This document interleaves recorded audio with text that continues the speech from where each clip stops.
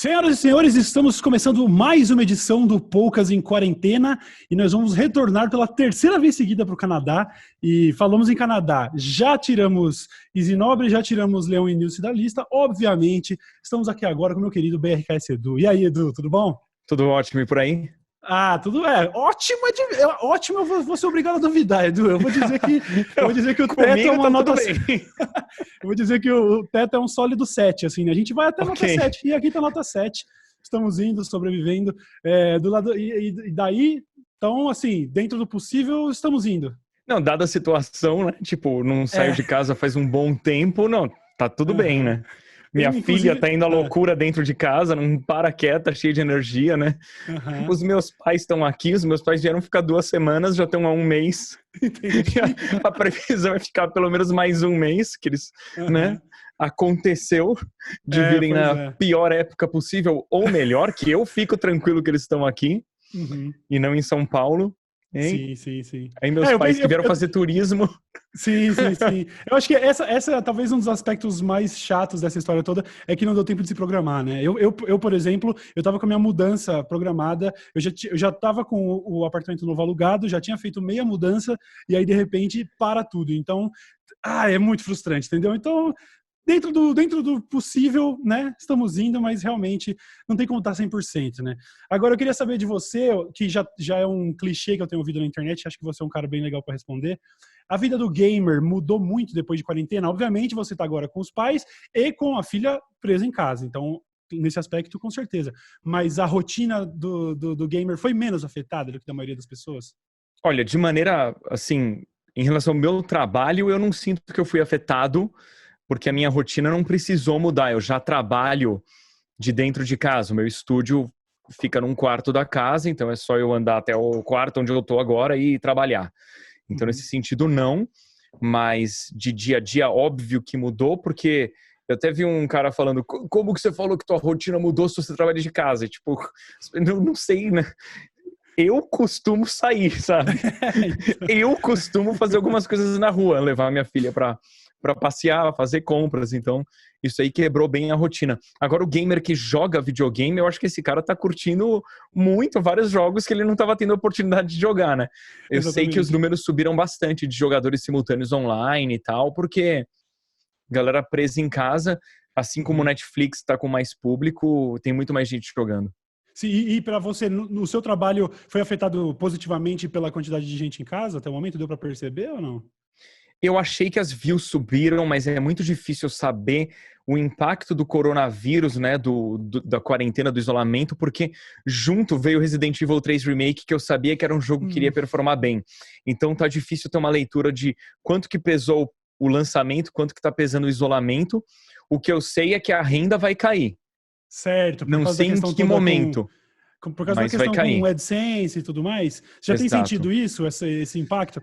Porque até para explicar, talvez, para o público, acontece que, né, todos os mercados estão sendo afetados pelo coronavírus, e inclusive o publicitário, né? Então, eu estava vendo até uma reclamação do Felipe Neto no Twitter, que começou com uma série de games agora, e que, apesar de ele estar batendo recorde de acessos, a monetização dos vídeos, né, a renda tem diminuído porque, naturalmente, as empresas, nesse período, estão parando de investir. Quer dizer, na verdade, eles continuam fazendo publicidade, mas é uma coisa talvez muito mais específica, relacionada à quarentena e tudo mais, né? A normalidade das coisas está bem afetada, né? Então, aqui eu não notei ainda diferença na renda, mas eu acho que em algum momento a gente vai reparar uma queda, ok, né? Pelo menos para mim, não é um grande problema, óbvio. Quanto mais entrar de dinheiro, melhor. Mas, felizmente, eu tô bem.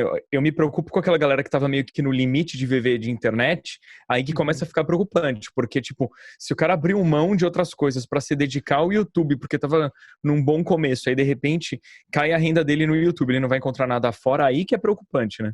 É um aspecto da coisa que eu não tinha nem pensado, porque, inclusive com o depoimento do Felipe Neto, as pessoas já falam, coitado do Felipe Neto, né? Vai deixar de ganhar milhões esse mês para ganhar um pouco menos de milhões.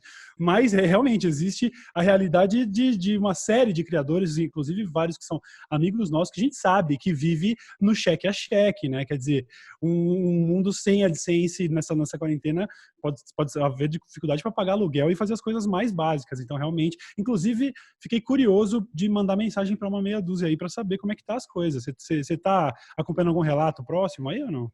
Sinceramente, não. Hoje em dia eu tenho menos contato, eu acho, que com a comunidade, porque minha vida foi mudando, né? Eu fui trabalhando menos com a comunidade, porque no começo lá eu trabalhei com Machinima, depois com a BBTV, e hoje em dia eu já não tenho mais tanto esses trabalhos, eu tenho um pouco com a BBTV, e aí com filha, tipo, a rotina muda e eu passei a Sim. ter menos contato. Eu até converso com youtubers que são amigos pessoais meus, mas o papo não é tanto esse, assim, né? Uhum. Eu não ouvi ninguém reclamando forte ainda, mas é porque eu acho que o impacto grande não aconteceu ainda. Eu acho que tem É. muito contrato de AdSense que estava fechado e está rolando ainda. Eu acho que quando a Uhum. gente perceber que esses contratos se encerraram e eles não foram renovados, aí que vem o baque. Eu inclusive, eu não tive, o meu conteúdo foi bem afetado por causa dessa mudança toda de rotina, porque eu gostava de comentar notícias, e aí de repente, na melhor das hipóteses, uma boa notícia é uma notícia ruim disfarçada de boa, ela é só uma notícia para consolar as pessoas e tal. A vibe muito estranha impactou diretamente meu conteúdo, eu já estou há mais de uma semana sem fazer vídeos, não tive coragem de abrir ali ainda o YouTube Studio para saber o tamanho do estrago que está sendo causado, sabe? Eu tô, felizmente, agora nessa rotina de streaming e abandonando um pouco, podendo me dar o luxo, né, de deixar, de me afastar um pouco do Mas o YouTube. teu estúdio não é na tua casa, é? Não, meu estúdio fica bem aqui perto, eu teria condições perfeitamente de ir lá gravar e tudo, mas as pequenas demonstrações que eu dei de romper quarentena quando foi estritamente necessário, sabe? Se eu precisei pegar o carro para buscar alguma coisa na garagem da minha mãe sem nem ter contato, as pessoas já estão nessa de, ué, você fica fazendo campanha de quarentena e tá na rua? Então, eu conversei sobre isso com o Bulbasauro, falei, pô, eu vou aparecer no estúdio agora, 2 vezes por semana, me parece um pouco contraintuitivo, né? As pessoas vão falar, Cauê, você tá falando para as pessoas que puderem ficar em casa ficarem, e você vai ficar se dando ao luxo de ir no estúdio, né? Assim, dado o impacto que isso está tendo, se eu pudesse voltar para o estúdio, eu voltaria a ser produtivo. Eu acho que talvez talvez eu reconsidere, talvez eu até me arrisque. É bem aqui do lado e eu tenho, infelizmente, tive esse negócio de afastar, né, o ambiente de onde eu moro, de onde eu trabalho, o que não é seu caso e que, porra, que bom, né? Que alegria para você, né? O que eu faço aqui em casa que funciona bem pra mim, eu não acho que... Bom, eu tenho condições de trabalhar num ambiente separado do ambiente de casa, né? Então é melhor hoje em dia. Porque aqui no Canadá, a maioria das casas tem porão. É o caso da casa onde eu moro. Então, no porão, num dos quartos do porão, fica o meu estúdio. Ah, Então, assim, demais. eu desci a escada é tipo trabalho. Eu subi é vida pessoal. O que eu não Ótimo. tinha na casa que eu morava antes, por exemplo, que era um quarto minúsculo que esquentava absurdos, porque era Uhum. muito pequeno, muito equipamento eletrônico e era do lado da sala de casa, né? Aí era mais Sim, difícil sim. de desligar. Hoje em Você dia eu consegue manter uma consigo rotina desligar. legal aí de trabalho, então, tá tranquilo. Sim, sim, Show de porque bola. até porque é da natureza do meu trabalho e do meu estilo. Tipo, aparecer um trampo que eu gosto muito, eu mergulho naquilo, então é importante eu conseguir escapar, senão eu levo a família à loucura. Tipo Show de Resident bola. Evil 3 Remake, o negócio lançou, eu não conseguia parar de jogar, sabe? Como o jogo Eu é vi, curto, inclusive, eu vi, inclusive, um vídeo seu recente falando sobre o novo controle do PS5, onde você tava rouco porque trabalhou demais. Eu achei isso incrível. idiota, né? Foi com Final Fantasy VII isso. Que é Ah, esse outro foi que eu no tava Final Fantasy. jogando loucamente. E o jogo é longo, né? Quando o jogo é curto, beleza, é 1, 2 dias, acabou. Final Fantasy VII foi 1, 2, 3, 4, aí parou porque tá sem voz. Aham, Mas aham. eu acho que junto eu peguei um resfriadinho aí, porque foi meio exagerado o negócio. Aí o Entendi. pessoal no canal já fica, você não pegou o coronavírus, não foi? Eu falei, Ah, acho que não, eu tô sem febre, sem falta de ar, então é, acho que não é. eu também, nessa rotina de streaming, de vez em quando você dá uma tossida, o chat fica em polvorosa, né? Olha o coronavírus como vem. E eu penso, cara, se isso é coronavírus, ótimo, porque eu vou passar com essa tossezinha, tá tranquilo, então, né? Quer É, dizer, eu achei que ia ser bem pior, então, mas enfim. Você falou agora no começo do papo sobre esse negócio de já não ter tanto contato com a comunidade e tudo mais, né? Pô, a sua família tá bem instalada no Canadá. Há quantos anos, aliás, que você eu foi? tô há 8 anos aqui. 8 anos já. Uau! Vocês- Cara, eu queria voltar um pouco atrás. Você se lembra desse processo de ir? Quais eram as suas expectativas e como isso correspondeu à realidade? Não, eu lembro, porque eu comecei o canal em novembro de 2010. E eu já vinha tentando me mudar para os Estados Unidos na época, porque eu tinha uma proposta de emprego em Dallas, na empresa que eu trabalhava antes. Eu era analista de tesouraria numa trader de commodities agrícolas. Uau, o quê? Então, Nossa. então Cara, que eu tinha... formação te levou a isso? Eu Eu realmente tô fazia surpreso. engenharia civil, mas Aham, eu tranquei o curso porque aí a minha ideia era me formar em Dallas. Só que fazia entendi. administração, porque eu não estava curtindo o curso, não estava curtindo engenharia civil. Aí, Aham, enfim, eu tinha proposta de emprego lá e eu não conseguia o visto porque eu não tinha formação. uhum, E aí a gente tentou, através da empresa, aplicar 2 vezes e não foi. E aí eu, cara, o que eu faço da vida? E eu tinha começado o canal, então, em novembro de 2010 e mantive o canal. E, obviamente, na época, ninguém pensava em ganhar dinheiro com o YouTube, né? Eu criei o canal por raríssimo, hobby, é. Uhum, diversão. E aí, em 2011, o canal foi crescendo para a época num ritmo bem bacana. E aí, eventualmente, eu consegui ganhar dinheiro com isso por causa da Machinima. uhum, Quando começou a entrar renda para mim, pensei, caramba, isso aqui vai ser uma renda extra bacana, né? Dá para comprar jogo, o que eu pensava. aham, E eu percebendo que não ia rolar minha mudança para Dallas, comecei a buscar outras oportunidades e eu percebi que o Canadá seria uma opção bacana. E aí, já enxergando o YouTube como uma opção de eu ter uma renda, não sabendo por quanto tempo, eu resolvi arriscar a vida aqui em Hamilton, que é onde eu moro, fica uhum, entre Toronto e Niagara Falls. Eu vim estudar marketing, que eu falei, meu, se o YouTube der certo, o marketing é bom. Se não der certo, eu gosto. Aí eu vim, mantive o canal em paralelo, eu estudava período integral, o canal foi indo bem, né? Foi uma renda bacana. Aí eu me formei por aqui, consegui estender a minha estadia porque eu tinha me formado aqui com uma permissão de trabalho. Aí eu trabalhei por um tempo na faculdade onde eu me formei, estava quase conseguindo tirar a residência permanente. Aí o meu cargo deixou de existir e como as faculdades aqui são públicas, ia demorar um tempo para ele voltar a existir no sistema. Aí eu corri atrás da oportunidade na Broadband TV, mudei para o sim. outro lado do país, mudei para Vancouver para poder Aham, trabalhar, consegui a residência permanente. No que eu consegui, aí a gente decidiu voltar para Hamilton porque eu não curti muito o estilo de vida em Vancouver. aham. Nem eu, nem minha esposa. Porque lá é muito focado em negócios e a comunidade é muito egoísta. É outra mentalidade. Aqui em É uma, Hamilton é é uma, é uma tudo. Nova York. É, É, Hamilton é muito comunidade, tipo, amigo, vamos ajudar o próximo, tudo muito legal. tranquilo, não tem trânsito. Vancouver era mais insano nesse Uhum. ponto, então eu resolvi voltar.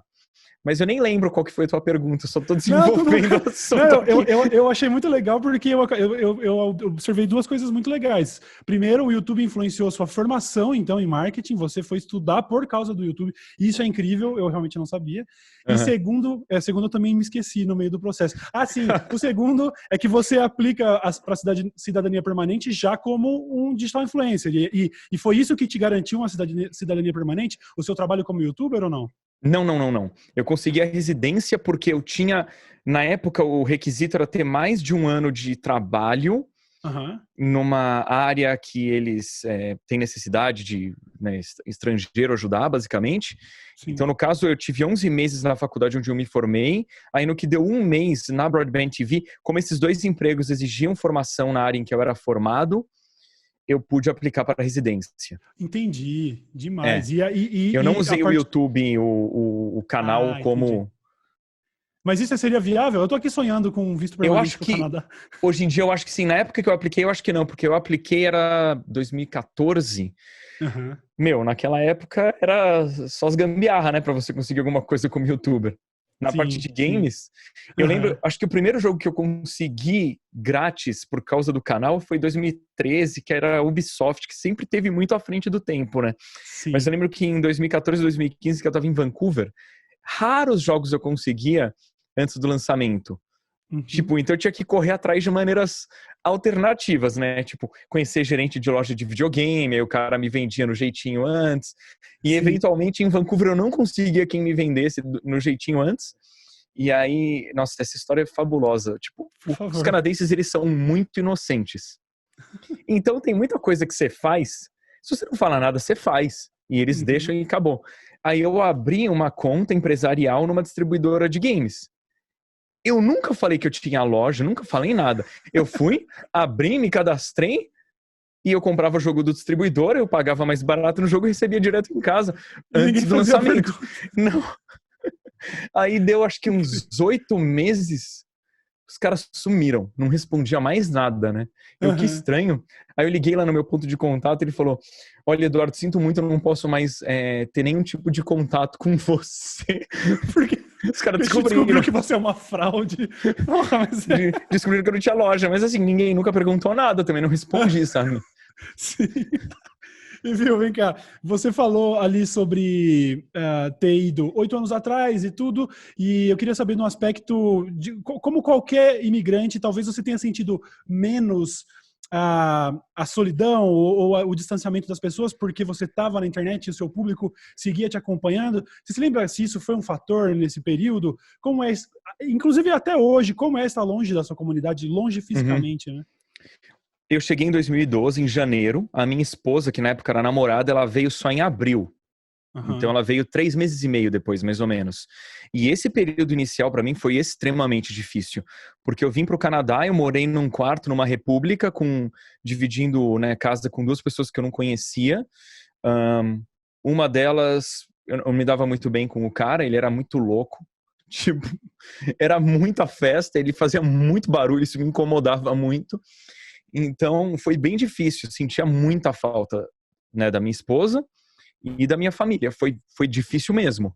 Uhum. Aí quando ela chegou, as coisas ficaram bem mais tranquilas, Uhum. porque ela com certeza me ajudou. Tipo, quando ela chegou, sabe, eu ter a minha companheira comigo e a gente descobrir coisas juntos, sabe? Tipo, e ela chegou alguns dias antes eu comprei carro. Ah, entendi. E aí o carro também me permitiu sair mais e descobrir, tipo, visitar ponto turístico, ver coisas diferentes da cidade. E a gente começou a conhecer gente nova e isso ajudou bastante. Então o Uhum. começo foi bem difícil. Hoje em dia eu tô bem acostumado e como eu tenho minha esposa e minha filha, é de boa. Óbvio, eu sinto falta de amigos, da família. Em relação ao público, eu confesso que eu gosto de morar longe, Uhum. porque eu sou naturalmente uma pessoa reservada e envergonhada. Então eu gosto do fato de que quando eu vou pro Brasil, meu, eu vou e curto o público, a galera que encontra comigo, troco ideia, vou para evento, é animal. Mas no dia a dia eu gosto de fazer compra de mercado de boa, sabe? Uhum. Uhum. Vestido de qualquer jeito, sabendo que ninguém vai me julgar e tá sossegado. Sim. Pro meu estilo, pro meu jeito, eu prefiro estar longe, que eu tô meio que blindado daquela insanidade que deve ser todo dia. Porque eu sei quando eu tô em São Paulo que eu sou reconhecido o tempo inteiro, não tenho problema com isso, mas eu gosto Uhum. de que isso não é o meu cotidiano. Entendo, entendo e consigo ver, achando isso agradável para mim também. Entendo que é muito legal você contextualizar essa interação, né? Você realmente, quando sai para um evento, coisa do tipo, a gente acompanha as suas passagens pela BGS, por exemplo, onde, velho, a gente vê sua agenda, você é uma celebridade da parada, mas como um super-herói, você pode simplesmente, não, agora eu tô em casa e acabou, e ter E não é esse afastamento estrelismo, saudável. eu acho que Não. qualquer um que se colocasse na minha posição, acho que vai entender a situação. Tipo, Aham. é legal ser reconhecido. Não é legal ser o tempo inteiro reconhecido, não conseguir fazer nada com calma e tá sempre preparado, sabe? Tipo, é meio que um Big Brother, né, na verdade. Tipo, quando eu tô no Sim. Brasil, eu me sinto vigiado, eu me sinto observado o tempo inteiro.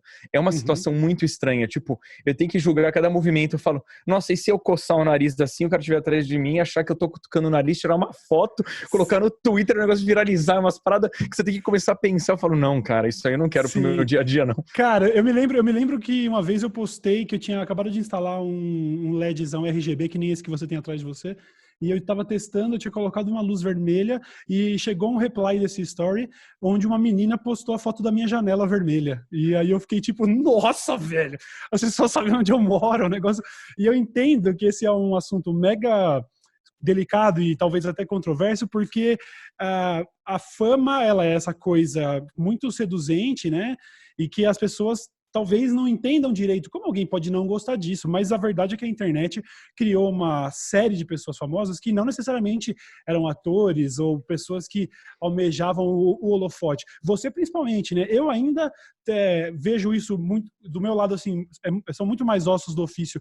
Eu ficar sendo reconhecido, colocando a minha cara, fazendo vídeos onde é a minha cara ali falando e tudo mais, do que necessariamente um gamer que pode ter outros objetivos profissionais e não necessariamente aproveitar o glamour, a fama e tudo mais, né? Acho que o público talvez tenha um pouquinho de dificuldade de assimilar isso, e sempre que se fala sobre o lado controverso ou o lado ruim da fama, as pessoas dão aquela coçadinha de cabeça e falam, pronto, tá bom. É ruim Hoje ser em famoso, dia, né? eu reconheço, tipo, que não deve ser nada fácil ser, tipo, um ator ou uma atriz de Hollywood.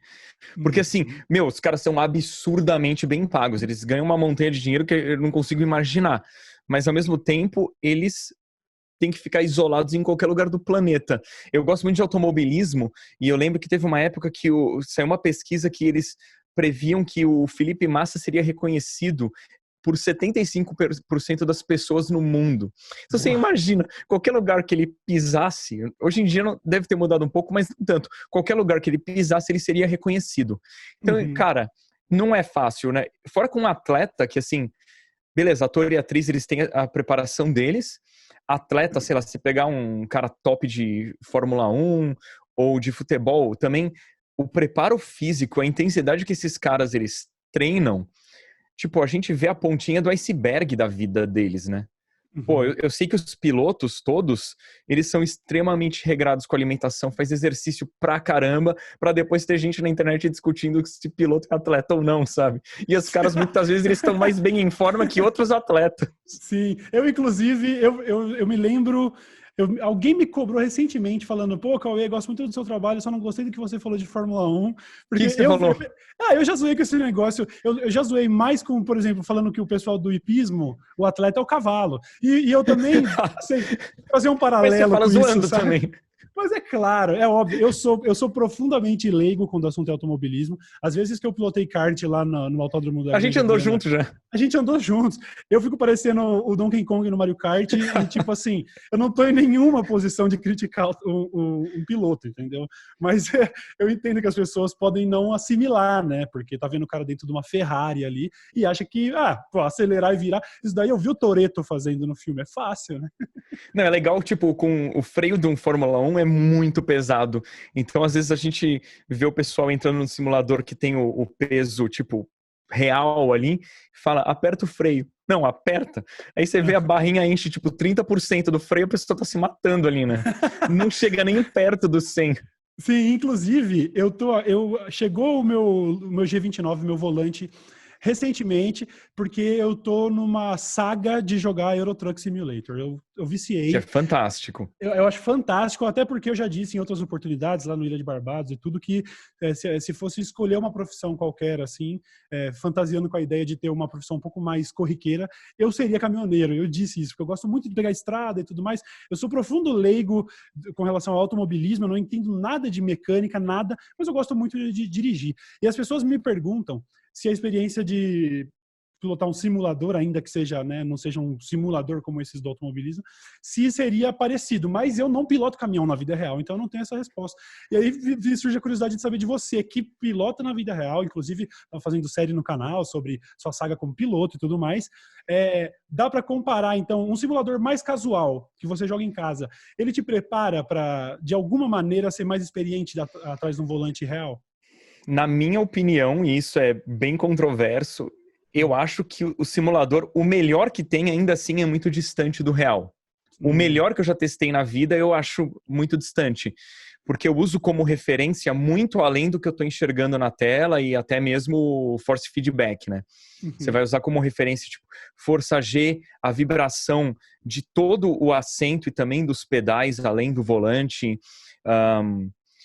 Percepção em 3D é diferente, o peso do volante muda e de uma maneira que o melhor volante que existe não vai conseguir te passar quando você está saindo de traseira, quando você está saindo de frente, quando o carro está no limite da aderência. Isso tudo eu pelo menos acho que não dá para simular. Nunca testei aquele simulador da Ferrari, que é um absurdo, mas os melhores que eu já usei, eu acho que eles são bem distantes.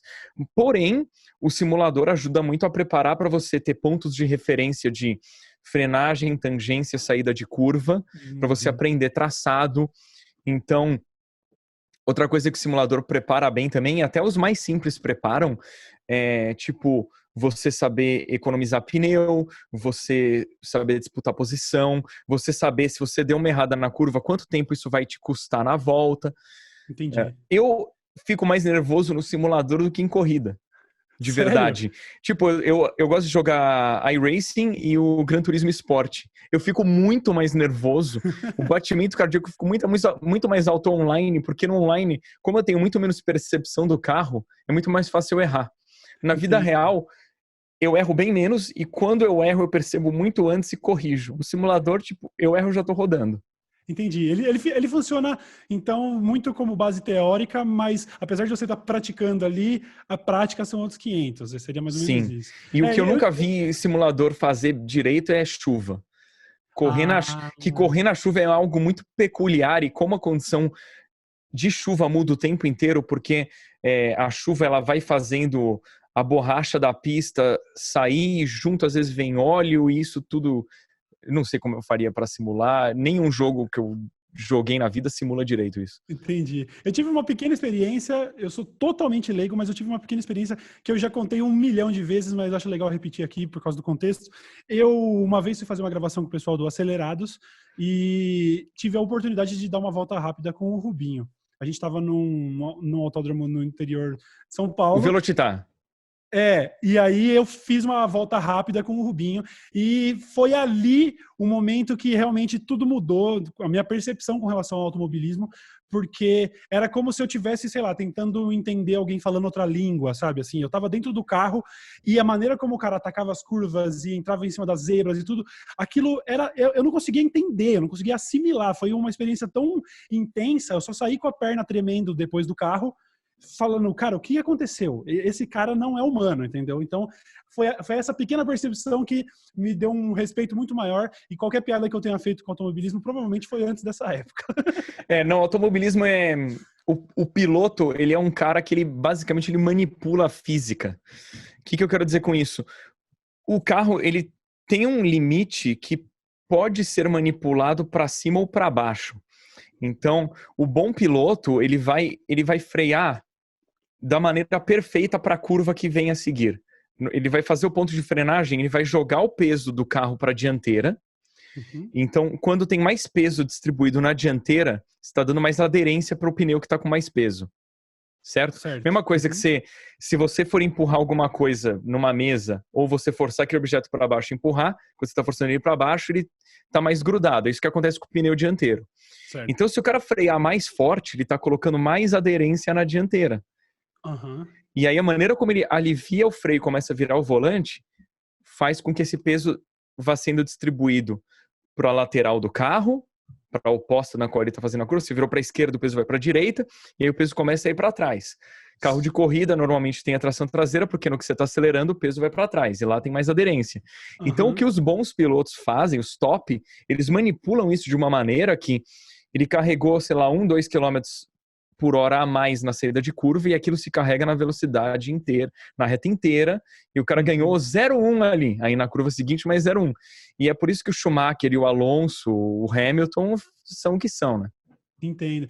Para você ver como, assim como... Não, mas eu acho muito interessante o seu Mas eu relato toquei porque assim, novamente, na pontinha do a iceberg. pontinha do iceberg, Que eu aí tem imagino. você trabalhar o pneu e ajustar, tipo, asa dianteira, asa traseira, ajuste de freio, enfim, é complexo. Eu acho muito, mas é muito legal, é muito curioso aprender um pouquinho, porque eu acho que isso reflete tantos outros conhecimentos, no sentido de que você tem aquele um conhecimento básico onde você acha que está entendendo, e aí conforme você vai aprendendo, você vai vendo, meu Deus, eu não sei nada, e acho que até o ponto de ficar até meio desesperador, não, né? Isso, em momentos...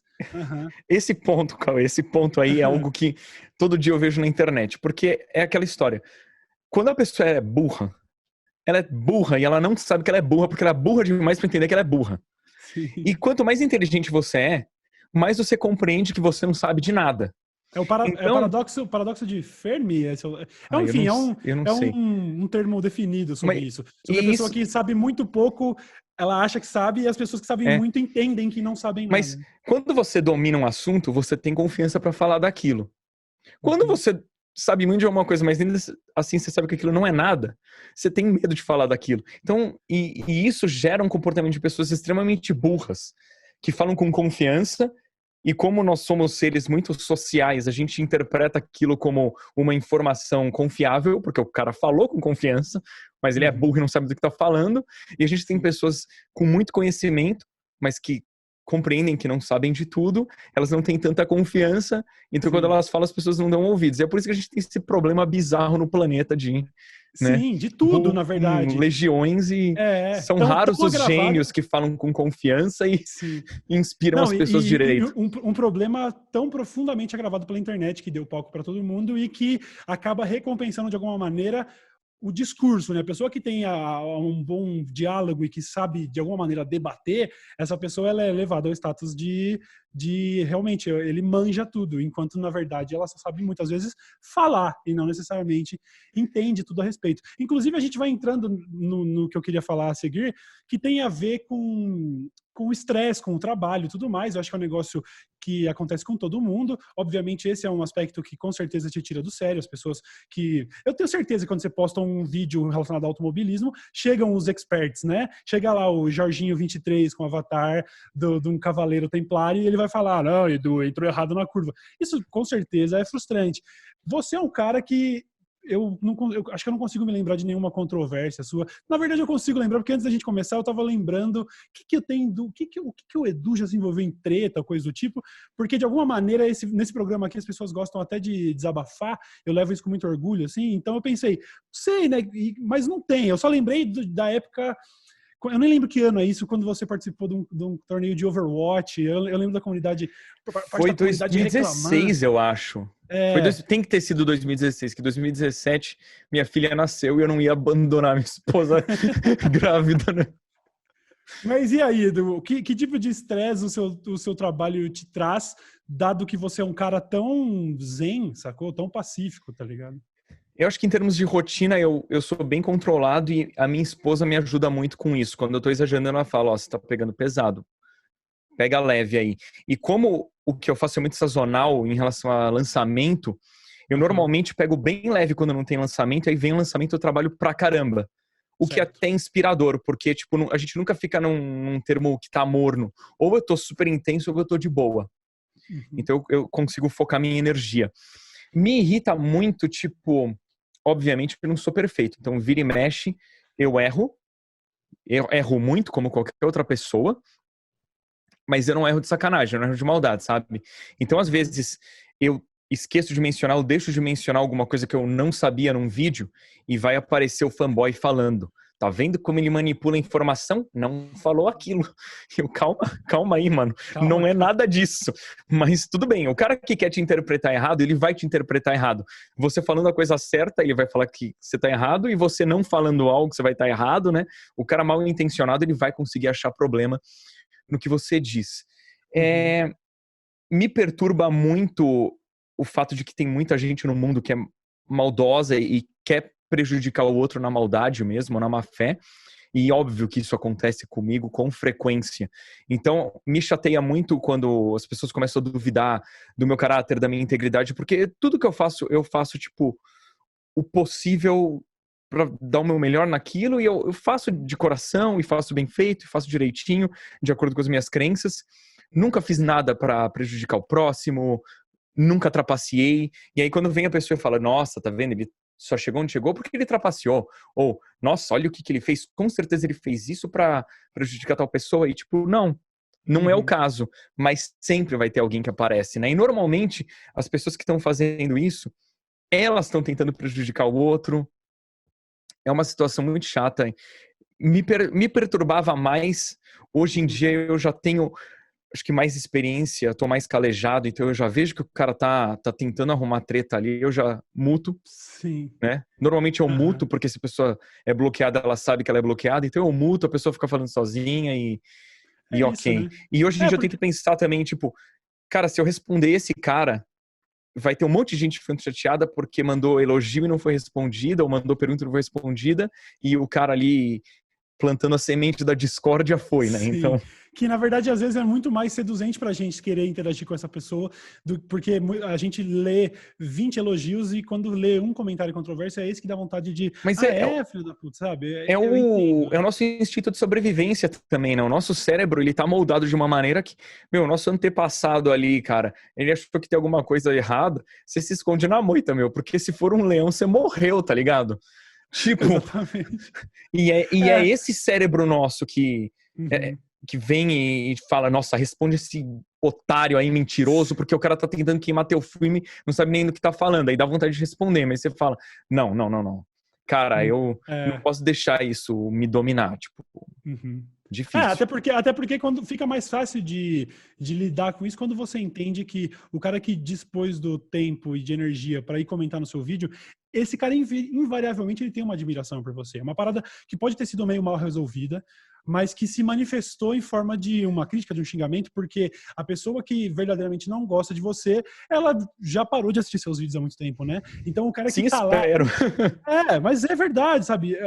A minha fanpage, onde hoje eu tô fazendo streaming no Facebook, e aí existe uma base de fãs lá que curtiram, deram like nessa fanpage 10 anos atrás. Então, ainda cai muito paraquedista na minha stream com esses papos de, eu gostava de você. Eu penso, cara, você gostava de mim, se você gostava mesmo no passado, você tinha tirado o like da fanpage, você não tinha digitado mensagem pra mim, você só tinha ido embora. A pessoa que se dispõe a demonstrar isso é aquela forma de amor meio confusa, sabe? Amor e ódio, eles são dois lados de uma moeda e que às vezes se confundem. Só o desprezo é a real demonstração de não gostar do Edu. Comentou no vídeo, o cara já perdeu, ele, sabe? Você pode ter a segurança de que ele gosta de você. Só tá, sabe, é uma coisa meio retraída, meio mal resolvida, entendeu? É um negócio que é complicado pra mim, assim, eu sou muito carinhoso. Só que é muito difícil na internet você demonstrar carinho e Uhum. o meu jeito de escrever faz muita gente achar que eu tô sendo estúpido quando eu não tô sendo. Uhum. E aí, às vezes, eu falo um negócio e a pessoa fala, caraca, você precisava ser ríspido. Eu, tipo, mano, eu só respondi, eu não quis demonstrar rispidez, né? E Uhum. aí, eu penso comigo também, às vezes eu deveria me comunicar de maneira mais clara quando eu escrevo pra pessoa saber que eu tô falando de boa. Muita coisa que, tipo, eu falo em vídeo, as pessoas entendem, mas eu escrevo e não é bem compreendido. E é Uhum. um ponto no qual eu tenho que trabalhar melhor, sabe? Tipo, para Sim, sim. demonstrar que, tipo, estou sendo carinhoso, amoroso, e não um babaca falando não. É um não. Não é não. Entendo. Entendo. O fã de verdade, ele consegue entender eu não sei nem que termo usar, é a sua sutileza, né? Tá tudo É. certo. Viu? Tem um outro assunto mega recorrente relacionado a games, que não é de hoje, que acho que seria o correspondente a perguntar para um humorista qual é o limite do humor, é querer falar com um gamer com relação às alegações de videogames e violência e tudo mais. A gente teve casos do ano passado, onde a gente teve tiroteio em escola e político querendo associar games à violência e tudo mais. Eu tenho certeza que você já tem uma opinião formada que ressoa com a minha e com toda a audiência, mas eu queria saber, a partir do momento que você se torna pai, né? Quantos anos a sua filha tem? Ela tá com 2 anos e 4 meses. Certo. Se isso você percebe alguma mudança com relação à preocupação de classificação indicativa de jogos, você, por exemplo, fazia séries de GTA, em que momento que a sua filha vai poder encostar no GTA, sabe? Como que isso fica para você agora que você tem uma responsabilidade direta dentro de casa, sabe? Muda de alguma maneira? Olha, dentro de casa, eu e minha esposa, a gente não assiste nada de... Por exemplo, eu adoro assistir seriado. A gente não assiste nenhum seriado que seja mais pesado na frente dela. Eu Uhum. digo em termos de violência mesmo, né? Ou excesso de palavrão, mas no geral é mais relacionado a violência e sexo. Uhum. Tipo, a gente não assiste nada pesado na frente dela e eu não jogo nada pesado na frente dela. Eu jogaria tranquilamente um Shadow of the Colossus na frente dela, sabe? Um Uhum. Sea of Thieves na frente dela, porque são jogos de boa, mesmo que tenha no Sea of Thieves, tipo, uma espada ali, é um negócio super É muito cartoonizado, né? lúdico, né? É, Sim, sim. mas assim, algo mais, que nem você falou, GTA, eu não jogaria na frente dela, um The Last of Uhum. Us, né? Um Dead Rising. Não. Apesar dela ser muito pequenininha, ela nem entender, eu acho que de alguma maneira aquilo poderia ficar, porque, meu, criança é muito mais inteligente do que a gente imagina, né?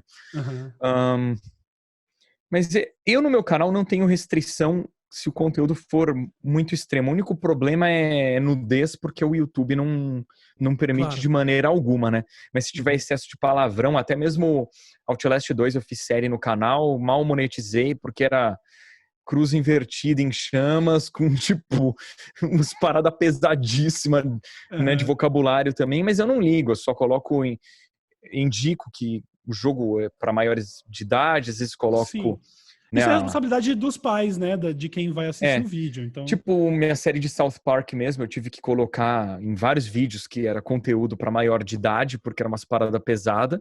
E uhum. ok, mas em relação à minha filha, eu controlo o que tá na frente dela, né? Porque aqui no meu estúdio eu faço o que eu quiser se ela não estiver aqui, né? Uhum. Show de bola.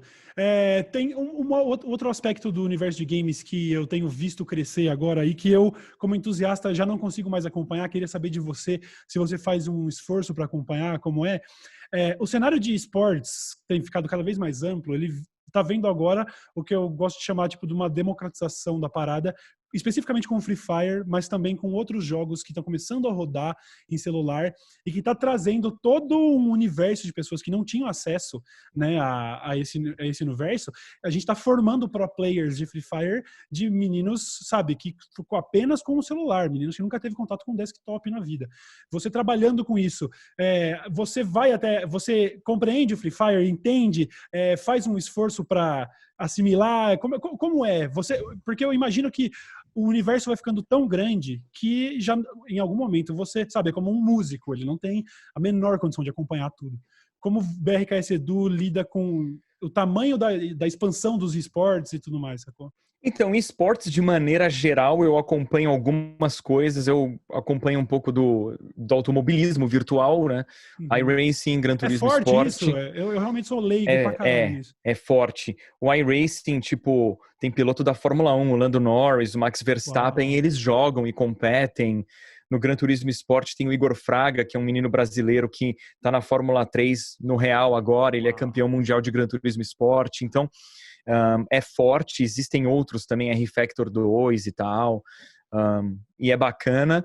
Eu acompanhava mais o Overwatch, hoje em dia eu deixei de acompanhar. A parte Counter-Strike, às vezes eu vejo alguma coisa, mas bem por cima, bem superficial. LoL, já acompanhei mais, não acompanho tanto hoje em dia. Magic the Gathering eu acompanho porque eu curto bastante. E Uhum. hoje em dia muita coisa é feita no Magic Arena, que é Certo. desktop, né? Free Fire, eu sei que existe, já vi um pouquinho de coisa, assim, sei do cenário, que é fortíssimo, bateu recordes de audiência. Uhum. É algo bem interessante que o Free Fire aqui no Canadá, se eu falar com alguém que curte games, a pessoa não conhece. Foi o que eu imaginei, que ele seria mais popular em países menos desenvolvidos, talvez por causa do acesso, né? Uhum. Porque por ser um jogo talvez um pouco menos, sabe, ele não é um Call of Duty Warzone, por Meu, exemplo, né? o canadense, normalmente que curte games, ele tá num país, né, tem uma economia fortíssima, o cara é privilegiado, ele, por pior que seja a renda dele, ele compra um Xbox One, um PlayStation 4 usado e joga.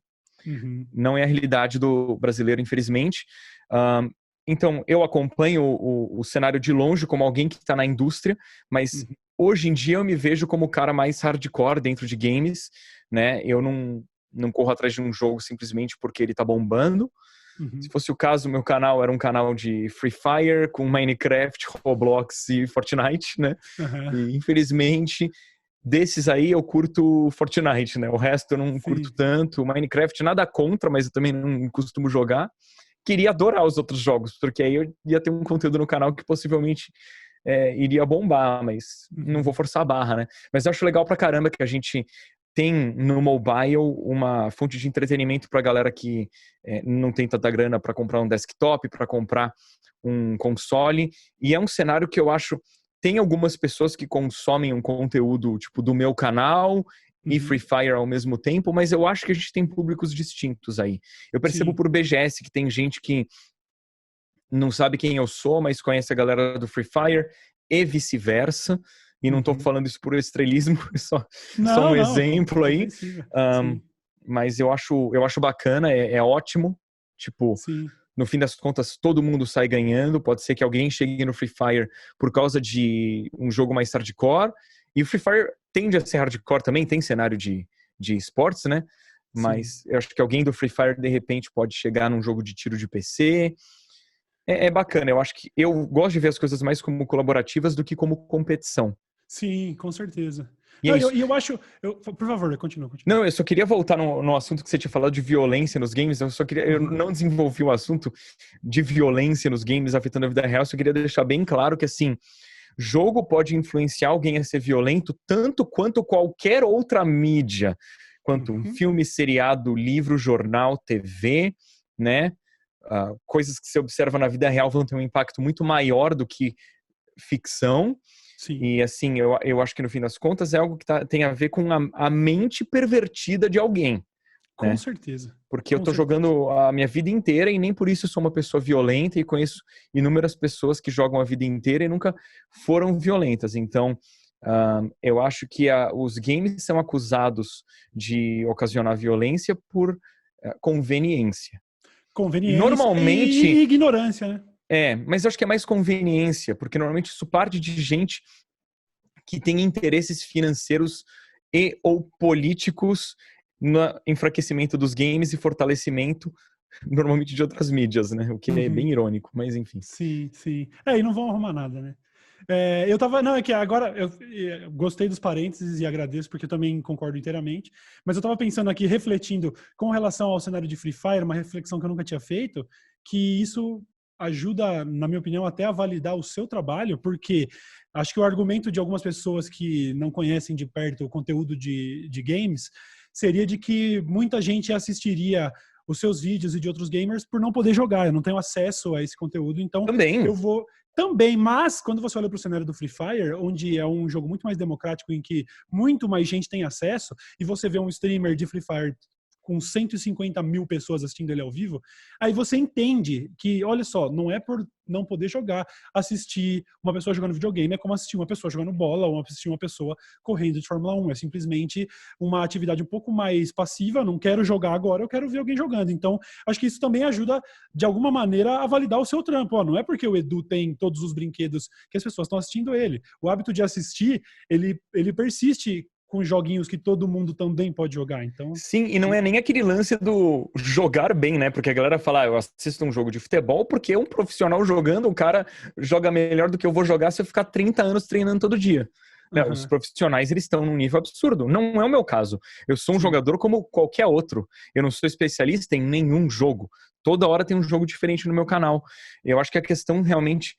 por parte de alguns, eu queria jogar esse jogo, eu não tenho condições, eu vou assistir no canal do Edu. Beleza, nada de errado. Outros são, eu curto o jogo, poderia ter, mas é entretenimento, eu vou assistir o Edu jogando dessa vez.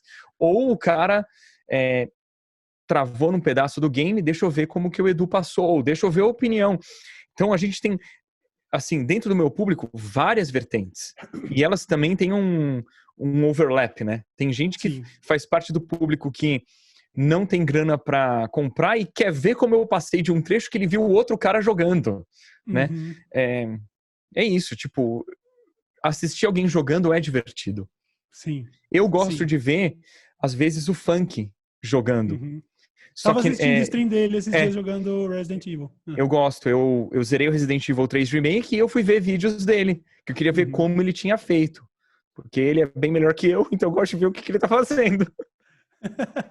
Eu achava humilhante, eu jogava um Overwatchzinho na madruga com ele, com o Drizzy, com os meninos de vez em quando, e realmente é um pessoal que investiu muito mais tempo em jogar FPS e que dava aula, eu me sentia humilhado. Você precisava ver os caras da Copa do Mundo de Overwatch. Eles ficaram frustrados com o seu Lúcio na Copa do Mundo? Eles não, né? O pessoal do time, da seleção no Brasil, nós não. E a gente sabia exatamente aonde estavam os nossos problemas e, no fim das contas, virou tudo pro público culpa minha, mas eles não sabem o que aconteceu lá dentro. Eu também não vou ficar expondo ninguém porque eu não sou babaca, mas eu sei que, óbvio que eu era um elo fraco lá dentro, mas não foi o único problema. Mas eu digo, era impressionante, assim, sei lá, os nossos DPS eram o Alan, né, o Alan Zoca e o Soul Live. E vê-los treinando é uma coisa impressionante, porque a mira deles, cara, em fração de segundos, a mira... Segundo não, né? Milissegundos, a mira tava na cabeça do inimigo com o tiro sendo dado e o inimigo morto, né? Sim. E assim, eles são muito bons. O Alan e o Solive, eu acho que tem um nível altíssimo, poderiam competir, acho que numa Overwatch League, mas não eram os melhores, né? E eu vi os melhores jogando e, tipo, é absurdo, surreal, né? Eu tive um contato bem próximo com o pessoal do Counter-Strike, porque eu fui host de alguns eventos e tal, e ver de perto, você entende, aí sim é um lance de assistir os caras da mesma maneira que eu gostaria de ver o jogo do Cristiano Ronaldo ou Senna pilotando, sabe? Você vê o Fallen jogando de AWP, é diferente, é um cara com uma habilidade muito específica e que você pode traçar todos os paralelos com um atleta comum, né? O cara treina para isso, tem uma habilidade e executa de um jeito que é cativante de ver, né? É porque é que nem no futebol, o bom jogador, a gente vê o cara jogando quando ele tá com a bola no pé, a gente vê, né, o domínio de bola, o drible, o chute, né, os fundamentos. Mas aquilo não é ele jogando. Ele jogando também é a movimentação dele quando ele tá sem a bola para ele tirar a marcação. É o cara conversando com o adversário para desestabilizar o adversário emocionalmente, é o cara dando apoio psicológico para o companheiro de time dele, é muito além do que aquilo que a gente vê. Então, o bom jogador de FPS, ele mira bem, mas aquilo é um dos inúmeros fatores no qual ele é excepcional, né? É a movimentação dele, a leitura dele. Putz, os meus companheiros de equipe estão aqui, portanto, o adversário provavelmente não está aqui, então deixa eu me movimentar de acordo com isso. Todo conhecimento prévio, eu tô com essa arma, o recoil dela é de tal maneira, se eu der 2 tiros em tal lugar do adversário, ele morre. E isso tudo sendo feito de maneira que não é consciente, né? Aquilo já é intuitivo, é bizarro. É um negócio de fazer tanta repetição que o negócio que era mega consciente no começo da prática, ele passa a quase ser instintivo, né? Você consegue, de alguma maneira, cravar aquilo em você, né? E isso tá em todo esportista, né? O Hamilton, você acha que ele pilota pensando no que ele tá fazendo? Meu, ele poderia pilotar ali, tipo, cantando Ivete na cabeça e gritar rápido, tá ligado? Bom demais. Edu, eu queria ir pra reta final aqui, fazendo um negócio que eu fiz algumas vezes com outras pessoas, de áreas específicas, pedindo recomendações de coisas que envolvem o trabalho delas. E aí eu queria saber de você. Eu podia ter te preparado para essa resposta, porque é sempre foda pegar as pessoas assim de surpresa.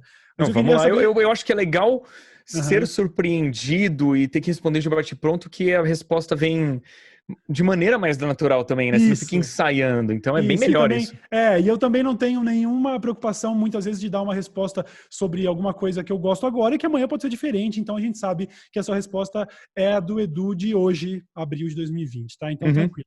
Eu queria finalizar pedindo para você 3 jogos da sua vida e também 3 jogos contemporâneos que te marcaram assim recentemente, que você poderia recomendar, de títulos recém-lançados e tudo mais. Mas vamos começar por 3 jogos que marcaram a sua carreira como gamer e que tem importância na sua vida.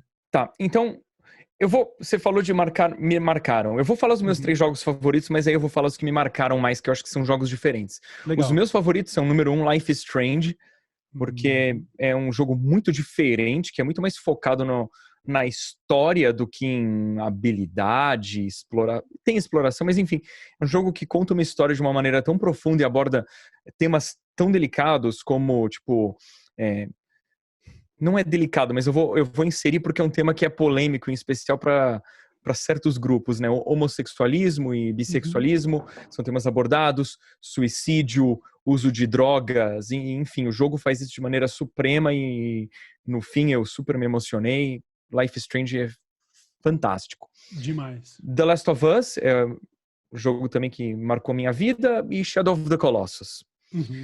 São jogos que me marcaram, assim, dos meus favoritos, mas que pro canal foram muito importantes. Eu diria que é o Call of Duty Modern Warfare 2. É por causa dele que eu criei o meu canal no YouTube, né? Eu comecei a jogar e curti muito, era ruim pra caramba. E na busca por melhorar, eu cheguei em canais no YouTube que me inspiraram a criar o meu canal. Então é o jogo que me fez começar a jogar games online, na verdade, jogo de tiro online, que me levou a descobrir o cenário de games no YouTube e criar o canal.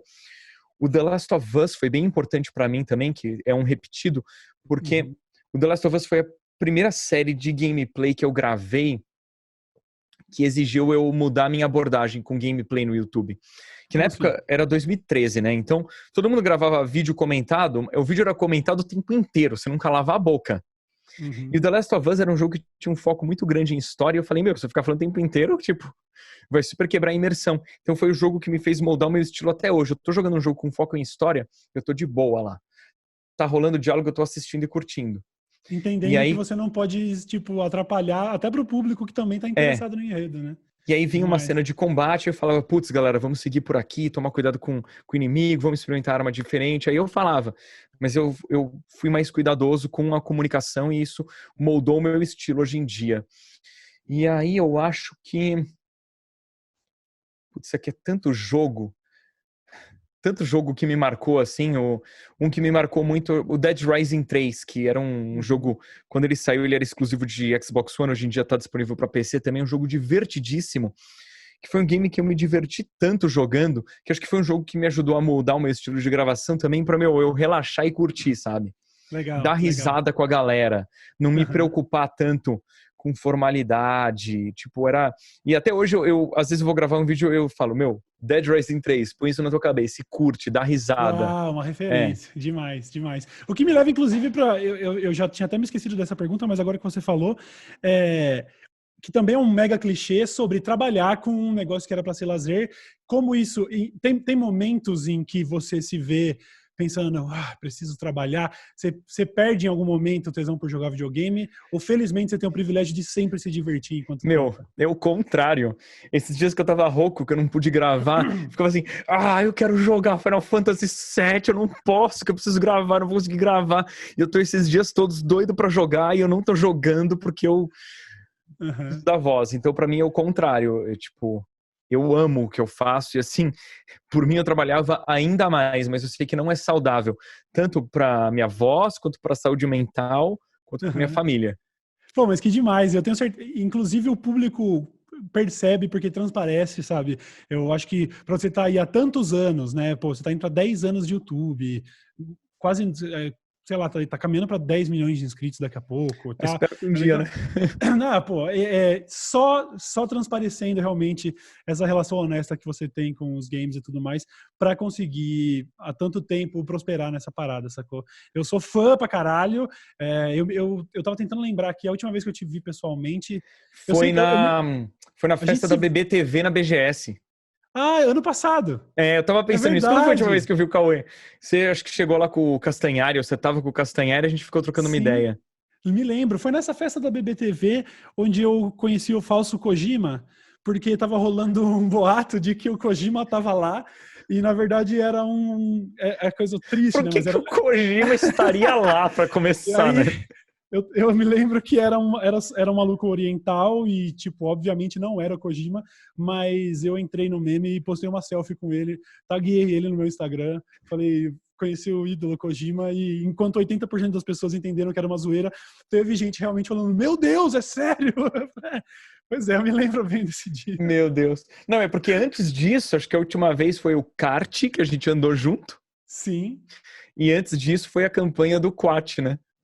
que a gente fez aquele comercial pela Paulista, que também foi muito, muito legal. Recomendo até que a Foi. galera busque aí algum registro de YouTube, porque isso foi muito legal. Pô, Edu, me resta te agradecer pra caralho, velho. Que bom Eu que que, agradeço, meu. porra, que a Tipo, rotina se pra mim você era a manteve maior aí. referência quando eu comecei. E, Que tipo, demais. hoje em dia a gente ainda tá nessa, é um privilégio, É, é insano, né? é verdade, surreal. Pô, tive, inclusive, nas últimas 2 semanas, conversei com o Leon, com a Nilce, com o Izzy e tal, que são pessoas que realmente fizeram a vida nessa profissão. É um negócio que, se eu for pensar, eu comecei também 10 anos atrás, eu com 32 anos, cara, se eu sou adulto a partir dos 18, a grande maioria da minha vida adulta foi dedicada a criar conteúdo para a internet, a fazer vídeo, né? E eu tenho certeza que você também vê dessa maneira, né? É uma vida dedicada a isso. E é muito gratificante poder estar aqui e poder conversar com você Não, agora, você mano. fez eu me tocar que eu tô há mais tempo como youtuber do que eu tive de carreira antes, porque Uhum. eu tenho 34, eu comecei com 24, 25, já tô, mas assim, eu tive uns 8 anos ali de carreira, né, estágio e tal. Pô, tive até proposta para morar fora, então eu tava bem encaminhado e aí, de repente, YouTube, Isso acontece, que né? é muito Muito mais doido. divertido. É, Eu acho que eu mas eu acho mudo que. muito mais a vida das pessoas com isso Aham, com e certeza, o vivo seu trabalho. bem, tipo, Sim. insano. É um sonho, né? Realmente viver um sonho e que a gente, talvez a gente tenha isso em comum dessa galera muito old school, é que a gente começou por brincadeira e só tá aqui por honestidade, sacou? Porque é um tipo de transparência que é difícil de tentar emular quando você cria um canal em 2020, porque você já sabe tudo que você pode conquistar, você já sabe do glamour, do dinheiro, do status, etc, etc. Quando a gente começou a fazer, era só pelo amor. E acho que o único motivo para a gente estar aqui 10 anos depois é transparecer que a relação é realmente de amor e fazer por gostar e tal. Eu acho isso muito E eu acho especial. que o dia que a gente perder isso, o canal entra em declínio, Uhum. certamente, né? Sim, Porque sim. é difícil fingir. Eu sou péssimo ator, Eu então, também. então as pessoas vão perceber. É isso, cara, é isso. Bom, então, bicho, mais uma vez, muito obrigado. Quero recomendar a todo mundo que assiste aí. Vocês já conhecem o BRKS Edu. Se por acaso não conhecer, os links estão aí. Acompanhe o trabalho. É um maluco foda, é um maluco que realmente um gentleman, que coisa rara de se ver hoje em dia. E é isso aí, Edu. Obrigado pra caralho, velho, de verdade. Tamo junto, meu. Valeu, foi um prazer. Valeu, mano. Senhoras e senhores, a gente se vê no próximo episódio, então, tá bom? Não se esquece de se inscrever aí no canal da Move, ativa o sininho e nós nos vemos em breve. Valeu! Tchau, tchau!